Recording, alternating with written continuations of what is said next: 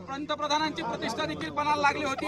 नेमकं कशा पद्धतीने सांगाल, विजयाचं श्रेय नेमकं कोणाला जातं? बीड जिल्ह्यातल्या माझ्या तमाम मतदारांनी मला जो आशीर्वाद दिलाय, या मायबाप जनतेचा मी आभारी आहे.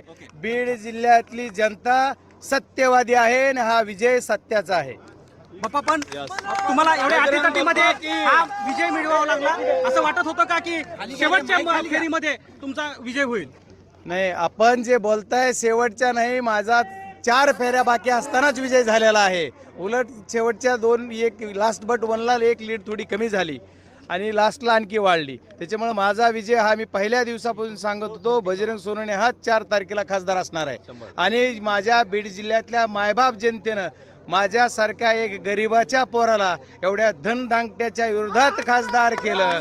त्याच्यामुळं खासदार मी झालो याचा अभिमान आणि याचं श्रेय जर कुणाला असेल तर त्या माझ्या बीड जिल्ह्यातल्या तमाम जनतेला आहे. हा विजय सोपा होता? हा विजय सोपा असा होता का नव्हता ह्याचं कॅल्क्युलेशन तुम्ही केलेलं आहे. पण माझ्या बीड जिल्ह्यातल्या जनतेनं एवढं डोक्यावर घेतलं होतं आणि काय काय कला झाल्या. आज 55,000 मतं माझे आणखी एक बाहेर गेलेत.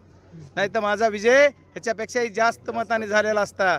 तर हे करायचं काम बऱ्यापैकी केलेलं आहे. जेवढ्या सत्ता वापरायच्या तेवढ्या वापरल्या, जे काय करायचं ते केलं.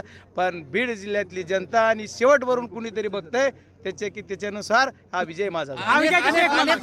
अनेक मातबर नेते विरोधात होते. जरांगे पाटील फॅक्टरी इथं कामाला आला का? 100% आला.